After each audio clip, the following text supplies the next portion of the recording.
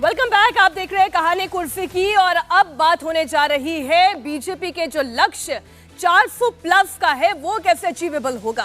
दरअसल लोकसभा चुनाव से पहले बीजेपी के सबसे बड़े मास्टर स्ट्रोक की तैयारी पूरी हो चुकी है। पहले बिहार में नीतीश कुमार को एनडीए में लाकर बीजेपी ने एनडीए को मजबूत किया। अब अगला नंबर ओडिशा का है, जहां 15 साल के बाद बीजेडी एनडीए में वापसी के लिए तैयार है। कहा यह जा रहा है कि डील डन हो चुकी है, सीटों पर बातचीत आखिरी दौर में है। नवीन पटनायक के एनडीए में आ जाने से न सिर्फ एनडीए को जबरदस्त मजबूती मिलेगी और जो 400 पार का टारगेट प्रधानमंत्री लेकर चल रहे हैं वो भी आसानी से हासिल हो जाएगा।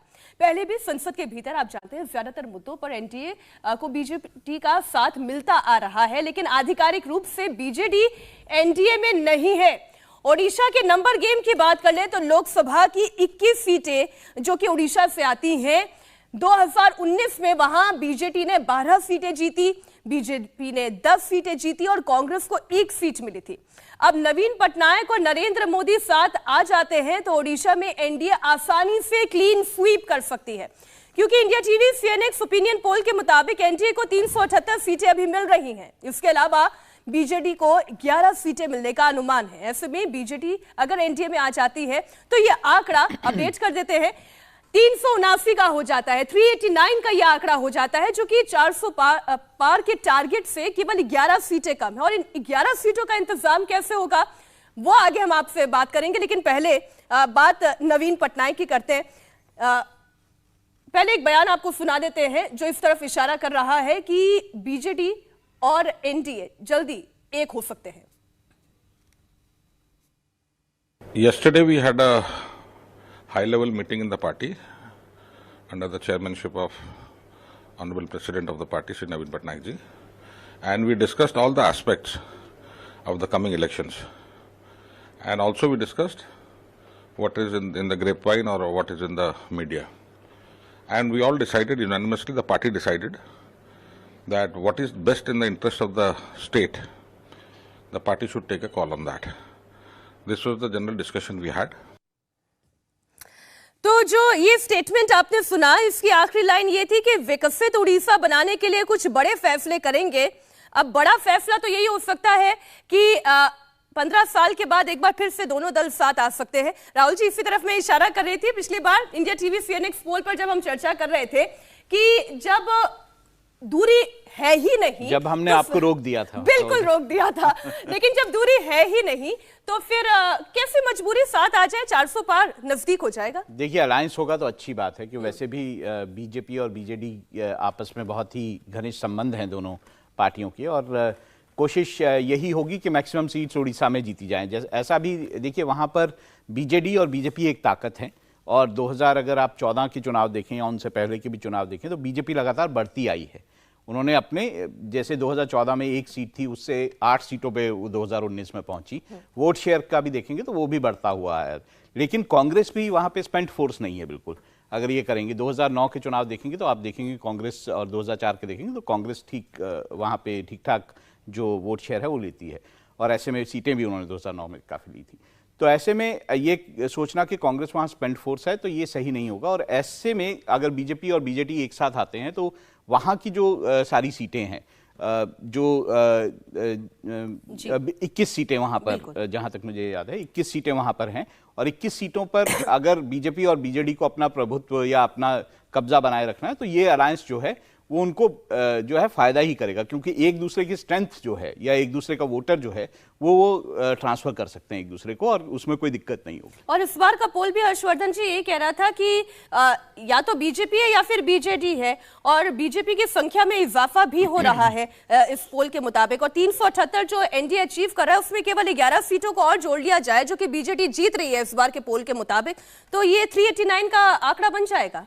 देखिए, भारतीय जनता पार्टी बहुत रणनीतिक तौर पर काम कर रही है, और एक जो स्वरूप बन रहा है उसकी शायद चर्चा ना के बराबर हो रही है। देश के इतिहास में पहली बार हो रहा है, क्योंकि पहली सरकार जब जवाहरलाल नेहरू की बनी तो उनके पास तो अवसर था, उसको राष्ट्रीय सरकार जैसा कह सकते हैं। देश के इतिहास में पहली बार है कि कोई पार्टी जो पूर्ण बहुमत की सरकार बना रही है वो राष्ट्रीय सरकार बनाने की ओर बढ़ रही है। यानी हर तरह के राजनीतिक दल उस सरकार में होंगे, हर तरह के विचार रखने वाले लोग उस सरकार में होंगे। नरेंद्र मोदी वो करके दिखाने जा रहे हैं जो लगभग असंभव था। और चूंकि जब आप नवीन पटनायक की बात करते हैं, नवीन पटनायक 2004 में तो साथी थे, एक साल पहले चुनाव करा लिया था कि शाइनिंग इंडिया के साथ उनकी भी नैया पार लग जाएगी, और कुल मिलाकर दोनों के बीच में कोई बहुत फर्क नहीं था, एक तरह की राजनीति उनको लग रही थी। अभी की स्थिति देखें तो बीजू जनता दल को बहुत अच्छे से पता है कि वो जहां पर खड़े हैं, अगर नरेंद्र मोदी से लड़ना पड़ेगा तो उनके लिए मुश्किल होगी। नरेंद्र मोदी और भारतीय जनता पार्टी को पता है कि अगर उनको नवीन पटनायक से सीधे हेड ऑन लेना पड़ेगा लोकसभा और विधानसभा में, तो वो स्थिति नहीं रह पाने वाली। वहां कोई ना ऐसा नेता है ना उस तरह से बहुत काम किया है। अब इसके बीच का रास्ता क्या है? दोनों को अपनी स्ट्रेंथ पता है, दोनों को ताकत पता है, और ये कई और राज्यों में होता हुआ दिख रहा है। लेकिन वो सबसे बड़ा प्रयोग ओडिशा में होने जा रहा है। और मैं फिर से दोहरा रहा हूं, स्वतंत्र भारत में यह अवसर जवाहरलाल नेहरू को मिला था, और अब नरेंद्र मोदी डेमोक्रेटिकली अपनी ताकत बढ़ाकर, उनको किसी ने प्लेट में सजा कर नहीं दिया, वो राष्ट्रीय सरकार बनाने की ओर बढ़ रहे हैं। 2024 में 400 पार और 370 प्लस, ये सिर्फ नारावर नहीं है, हकीकत की तरफ जा रहा है। लेकिन अभी भी ये जो 400 प्लस का टारगेट है उसमें 11 सीटें कम रह रही हैं। एनडीए की 389 सीटों के ओपिनियन पोल के बाद टारगेट 400 पार के लिए बची हुई 11 सीटों की है। आंध्र प्रदेश में चंद्रबाबू नायडू की टीडीपी और पंजाब में अकाली दल भी एनडीए में आने के लिए तैयार बैठे हुए हैं। हमारे ओपिनियन पोल के मुताबिक आने वाले चुनाव में टीडीपी को 10 और अकाली दल को 1 सीट मिलती हुई दिखाई दे रही है। ऐसे में अगर ये दोनों पार्टियां एनडीए में आ जाती हैं तो 11 सीटों के साथ एनडीए 400 सीटों पर पहुंचती हुई दिखाई दे रही है। समीर जी, निश्चित रूप से मुझे लगता है कि तेलुगु देशम पार्टी के जो अध्यक्ष है चंद्रबाबू नायडू, वो दिल्ली में इस समय है। वो मुझे लगता है कि आज या कल में तेलुगु देशम पार्टी के साथ भारतीय जनता पार्टी का गठबंधन की आधिकारिक घोषणा हो सकती है।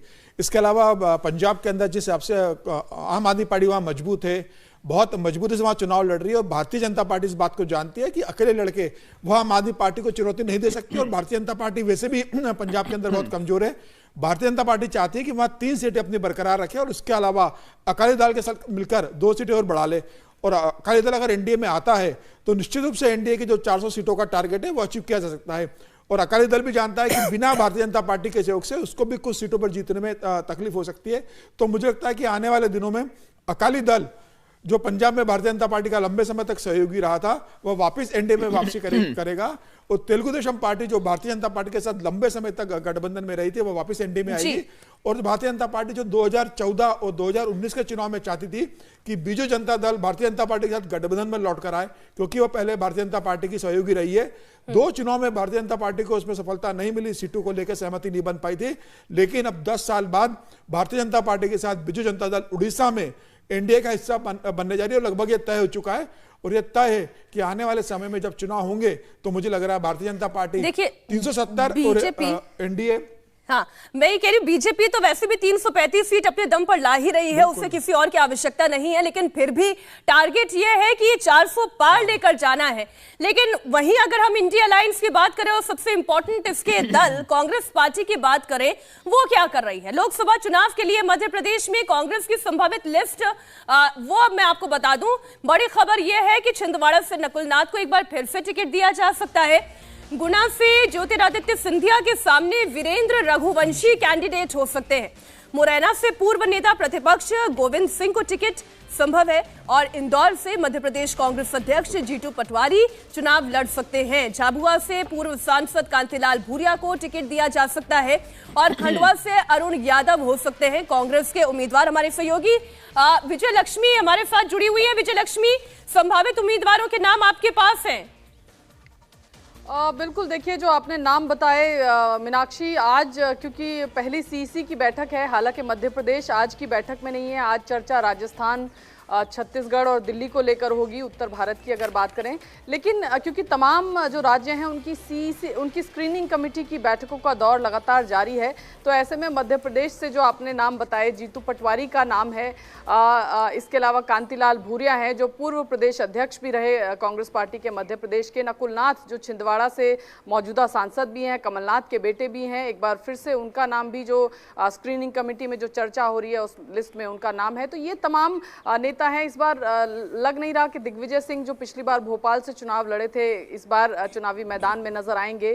कांग्रेस पार्टी, हालांकि अन्य राज्यों की अगर हम बात करें छत्तीसगढ़ वगैरह में, वहां पर कांग्रेस के कई बड़े दिग्गज नेता जो हैं चुनावी समर में नजर आएंगे। लेकिन जहां तक मध्य प्रदेश की बात है, क्योंकि दिग्विजय सिंह एक बड़ा चेहरा थे, पिछले बार के लोकसभा चुनाव में भोपाल से कांग्रेस पार्टी की तरफ से उम्मीदवार थे, इस बार संभावना कम है कि वो चुनावी मैदान में नजर आए। लेकिन इसके अलावा अरुण यादव हैं, कांतिलाल भूरिया हैं, जीतू पटवारी हैं, ये तमाम नाम हैं। इसके अलावा मीनाक्षी नटराजन जो पहले भी लोकसभा की सांसद रही मंदसौर से, उनका नाम भी चल रहा है कि मंदसौर से एक बार फिर कांग्रेस पार्टी उन्हें टिकट दे सकती है। तो ये तमाम नाम हैं। अब देखना होगा कि मध्य प्रदेश से फाइनली किस किस नाम पर कांग्रेस पार्टी अपनी केंद्रीय चुनाव कमेटी की जब मीटिंग होगी उसमें किन किन नामों पर कांग्रेस पार्टी मुहर लगाएगी। विजयलक्ष्मी, मैं लौटूंगी आपके पास, लेकिन राहुल जी इस बार तो रण और भयंकर होना चाहिए था और बड़े ही नाम अगर अपने नाम पीछे कर रहे हैं, किसी बात का डर है या वो ये चाह रहे हैं कि अब मतलब इलेक्टोरल पॉलिटिक्स में सम्मानजनक एग्जिट हो वो ज्यादा बेहतर है? ज्यादा हार्श तो नहीं हो गई? मध्य प्रदेश में डर तो है ही। छिंदवाड़ा में अगर जो आपके कॉर्पोरेटर्स हैं वो बीजेपी का साथ पकड़ लेते हैं, आप के पास एक ही छिंदवाड़ा की सीट कांग्रेस के पास है, उसमें भी दिक्कत आती है और आपके बड़े चेहरे जो हैं दिग्विजय सिंह, कमलनाथ, ये सब चुनावी समर से बाहर रहेंगे।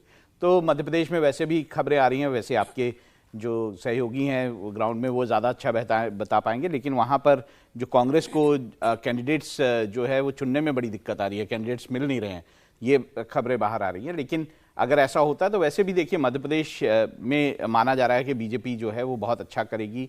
विधानसभा चुनावों में हमें जो संकेत मिले हैं वो भी ये दिखाते हैं कि बीजेपी के फेवर में वो प्रदेश रहेगा लोकसभा चुनाव में।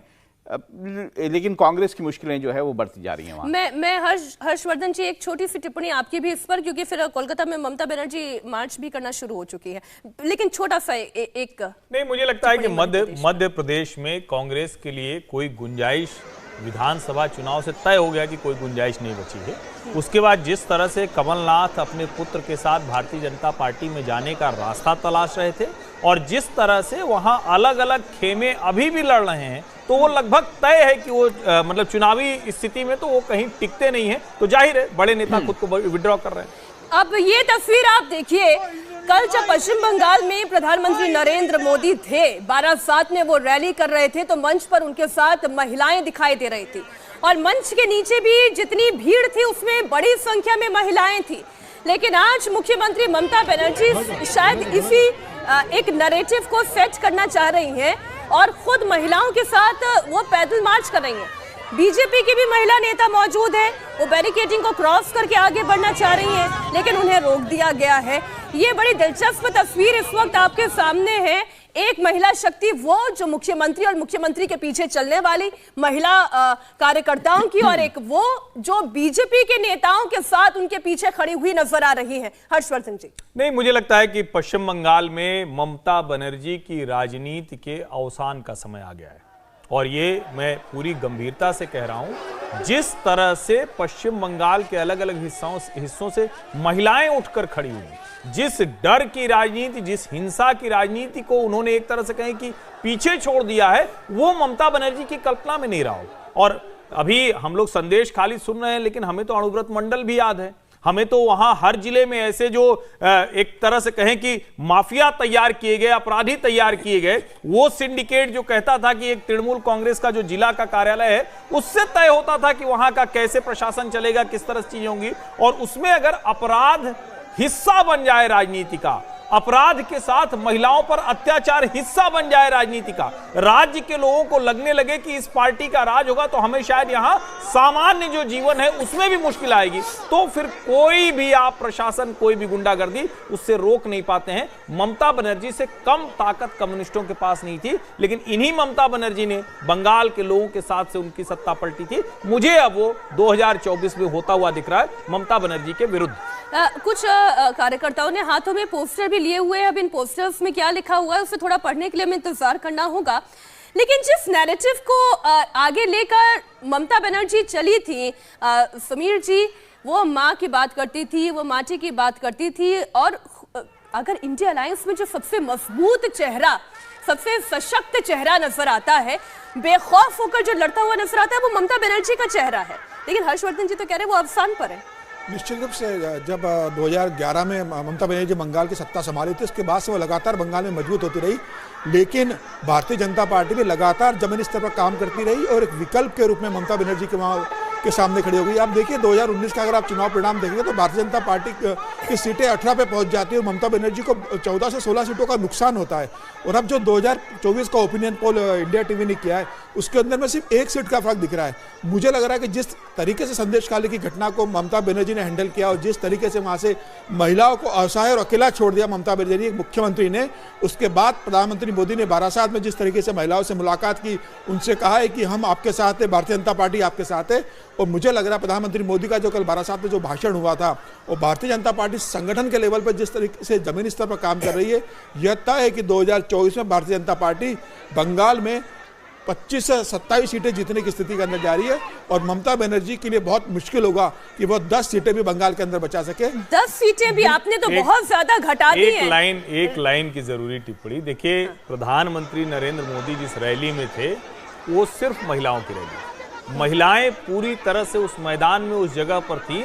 और यहाँ आप देखिए ममता बनर्जी मुख्यमंत्री हैं, ताकतवर हैं, बहुत ताकत है उनकी, उसके बावजूद उसका जवाब देने के लिए जो मार्च वो निकाल रही हैं, उसमें कितनी महिलाएं ममता बनर्जी जुटा पाई, उनकी पार्टी का कितना कैडर आ पाया है, ये भी देखने वाली बात है। राहुल जी देखिए, मुझे लगता है कि इस वक्त जो विपक्षी गठबंधन है उसमें सबसे मजबूत नेता ममता बनर्जी हैं और जो सबसे मुश्किल चुनाव जो है बीजेपी के लिए होगा वो जो है बंगाल का चुनाव होगा। और वहाँ पर किस तरह संदेश खाली का जो इशू है वो क्या कितना प्रभाव डालता है। और ममता बनर्जी, क्योंकि देखिए पिछली बार भी जब पश्चिम बंगाल में बीजेपी ने 18 सीटें ली थी तो वो जो वोट बैंक में सेंध लगी थी, वो वोट बैंक जो था वो वामपंथी दलों का था, उसमें सेंध लगा के बीजेपी जो है अपना वोट बैंक बढ़ा पाई थी।